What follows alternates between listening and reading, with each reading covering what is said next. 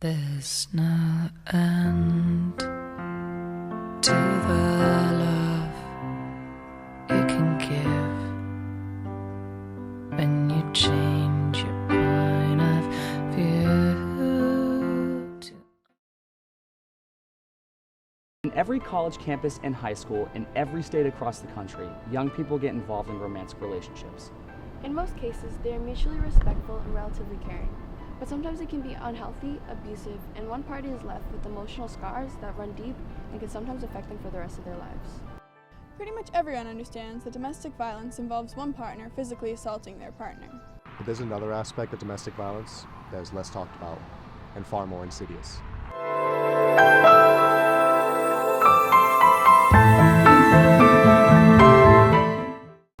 Emotional, manipulative, and controlling behavior is abuse that can often lead to sexual and physical abuse as well. This is true for all genders, all races, religions, and all ethnicities. One of the best ways to not get sucked into an emotionally abusive relationship, or of not being able to find your way out, is to be enlightened and empowered.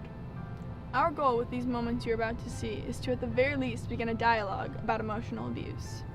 Remember, these situations and scenarios that happen all around us are usually deemed insignificant and innocuous.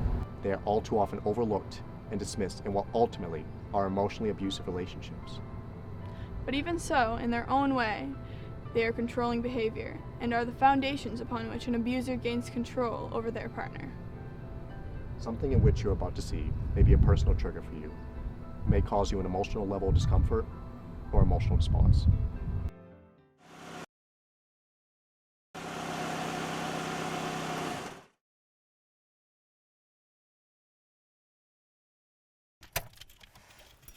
I had such a great time tonight. I can't believe you remembered our 1-month anniversary. Of course I remembered. I love you, Courtney. I love you too. My parents are watching. I'd better go. Okay. Do you mind if I message you online later? Yeah, I'd love that. Cool. Bye. Bye.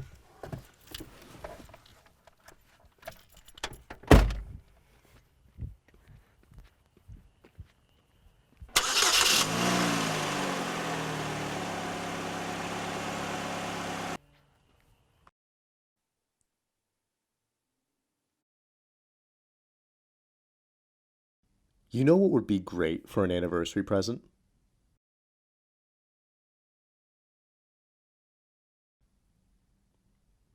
Some pictures of you to help me have some great dreams tonight.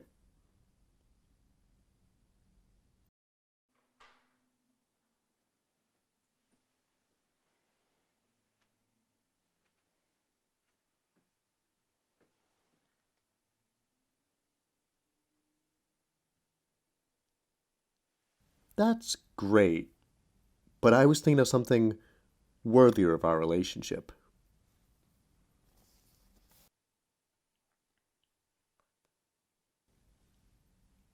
You know what I mean.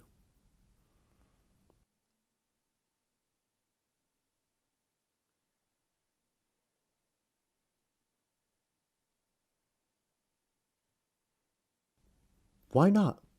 You love me. And I love you, right?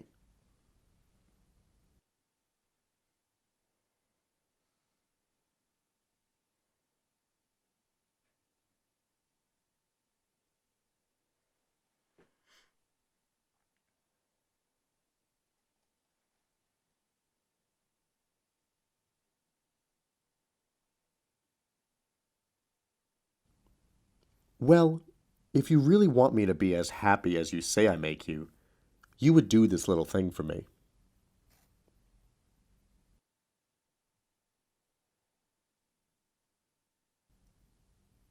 Hello?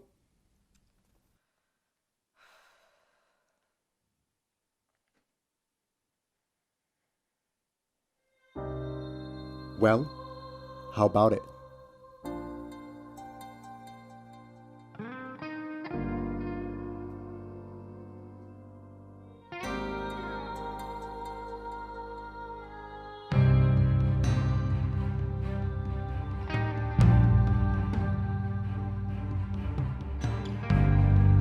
Listen, if you truly love me, you do this for me. It's really no big deal.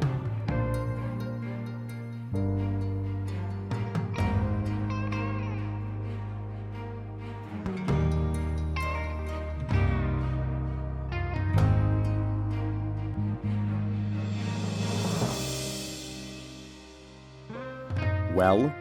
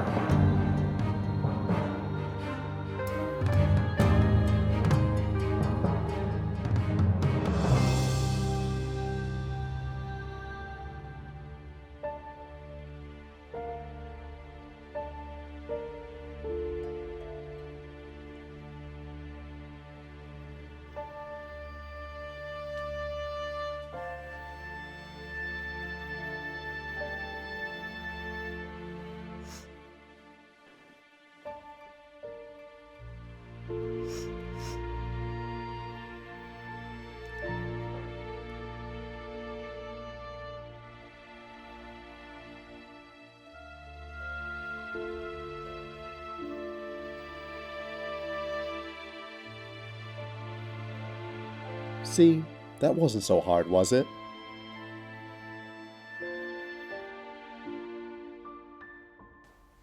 Next time, you can even show me more of you.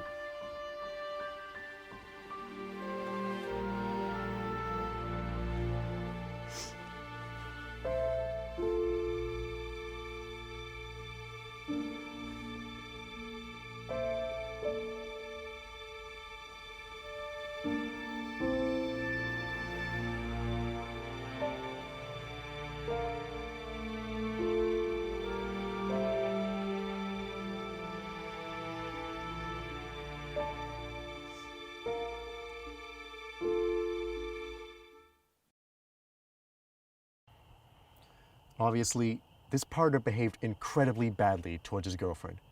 Putting any sort of pressure on her to perform sexually is a big sign of disrespect. So is trying to get their partner to send sexual pictures. It doesn't matter if it's someone's birthday or anniversary or anything. When your partner tries to get you to show your love for them by sending nudes, that's a major sign of disrespect, not love. You don't ever have to do anything at all with a partner if you feel uncomfortable. A partner who doesn't respect your comfort level is not worthy of you. You have every right to say no to anything at any time, and you shouldn't be criticized or abused for it.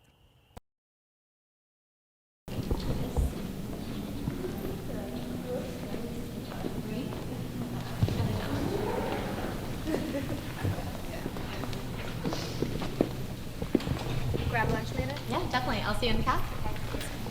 Hey, Donnie. What's wrong? Are you kidding? What do you think? What did I tell you about not doing your hair? What? What did I tell you? You said you didn't want to be seen in public with me when I look like a mess. And you decided it would be a good idea to come up and talk to me looking like this? I woke up late for class and I just thought Rachel, I do the thinking, okay? You want me to be happy with you, right? Well, yeah, but... Look, it really would just be good if you cared a little bit more about how you look in public, all right? Okay? All right, Okay. I'll talk to you later. I'm sorry, Donnie.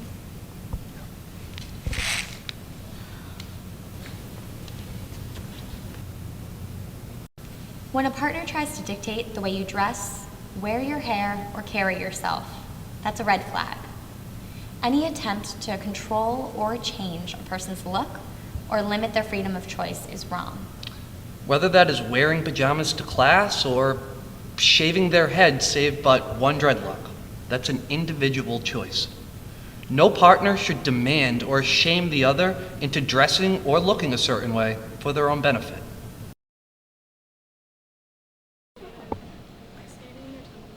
Ooh, ice skating.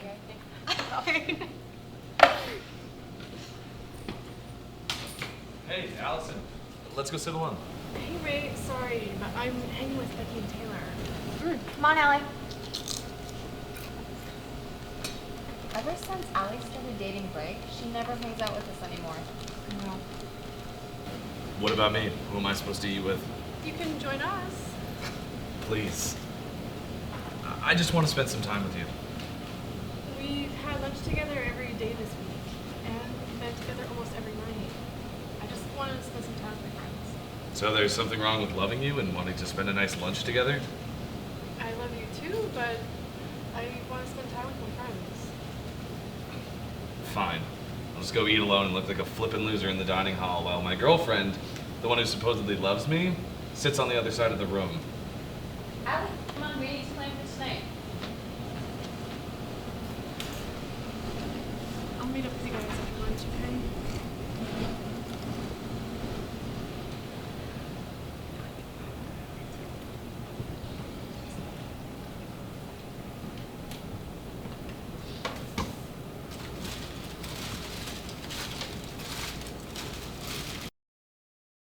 Those are examples of situations that can sometimes happen in dating relationships, which can be signs of an abusive partner. And again, these scenarios can involve anyone as the controller and the victim. It doesn't matter if it's a cis, lesbian, gay, queer, transgender, or non-binary relationship. While at the time it may seem relatively uncomfortable, all too often, the target of this kind of control dismiss the behavior of their partner with an excuse, or they feel guilty about not living up to the wishes of their partner. The abuser may not appear to be acting in an abusive manner. Their behaviors can be incredibly subtle. So much so that you may not even realize it's happening. Attempts to control or change a partner's behavior Or appearance. They may use guilt or shame to get their partner to behave in certain ways. They may stop hanging out with family and friends, start dressing differently, or even engage in sex to show their love. But these are all examples of abusive types of behavior and disrespectful to who you are as a person. Statements like, if you love me, you will, is not a sign of a healthy relationship. Anytime any partner puts pressure on you to do certain things, sexual or otherwise, is a sign of controlling behavior that you should be aware of. Often there's a voice inside you, a gut feeling. Some people call it spidey sense, that tells you something is wrong. Always listen to that voice. There's a reason why a partner's comments make you feel awkward, uncomfortable, sad, or ashamed. And it's this kind of abuse that leaves deep scars. You probably won't even know that you're being abused. The abuser will lie, make excuses, or even say that it won't happen again. But odds are it will. If you tell this person that what they're saying is hurtful, or that you feel disrespected, and you don't think they actually hear you, or they continue to do and say these things, that is a red flag that you may be in an unhealthy relationship. If you have a friend that might be struggling in silence in an abusive relationship, but you don't know how to talk to them or comfort them, this might help. Always keep in mind when talking to a friend who is in an abusive relationship to never judge them for being in the relationship or for not leaving their abuser. It's one of the most extraordinarily difficult relationships to break, thanks to the abuser exerting an extreme amount of psychological control over their partner. What you can do is be there, listen to them, offer to help, to go with them to speak to someone with experience in treating abusive victims, like this. What's wrong, Soph? Nothing. It's Jake, isn't it? What did he do this time? Nina, it's nothing. It happens all the time. Jake, he just put me down in front of his friends yesterday, and his apology just now is... Didn't sound real. Yeah, kinda. You've been dating for 3 months now, right? Yesterday was our 3 month.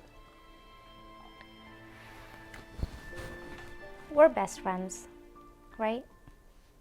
Absolutely. Can I tell you something? What? Well, you've changed. What are you talking about? Changed. I mean, you're just not the same outgoing, freakishly fun girl you were a couple months ago. I don't know what you're talking about. I'm the same as I ever was. Honey, I'm here for you. But it just seems to me that you're a lot sadder than you are happy these days, and I'm worried. You really see that? I'm sorry, but yes. I didn't think anyone could. I know. What can I do? Even Jake says I've changed. Well, do you think that it might be... It's not him, it's me. I just don't know what I keep doing to make him act this way towards me. Sweetie, it's not you. He doesn't hit me. Well, that's great, but it just seems to me that his picking on you is causing you a lot of pain, and he doesn't seem to stop, does he? Yeah, I tried to talk to him, but he just makes some lame joke about it. I think that you might be being emotionally abused. And maybe you could talk to someone who could help you get your happiness back. What, like a cop? He's not abusing me. It's just teasing. Definitely not a cop. I just don't like seeing people disrespect you, and I thought that maybe talking to someone who knows a hell of a lot more than me. Like a therapist? That's an option. Or maybe we could call the campus support group. I could go with you if you want. Thanks. I think I'd like that. Great. I'll check their hours. Okay.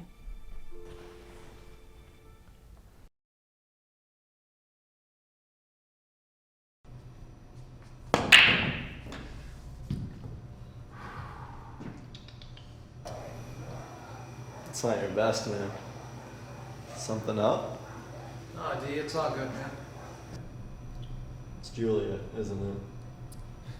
Really, guys, she's just in a mood. That's all. I knew it. What happened?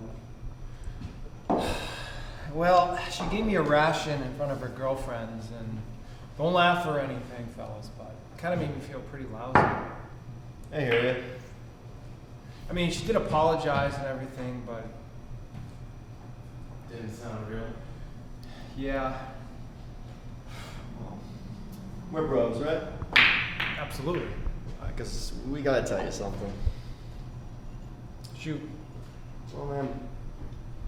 Just something doesn't seem right. Kind of a slide. Yeah, kind of as in, we've seen a change in you lately. What are you guys talking about? The same as I've always been. Dude, I mean, you really haven't been the same fun guy that you were 2 months ago. As in pre-Julia. I mean, I tried talking to Julia about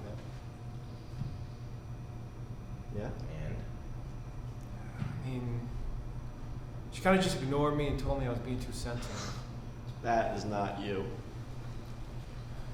I mean, well, what am I supposed to do? I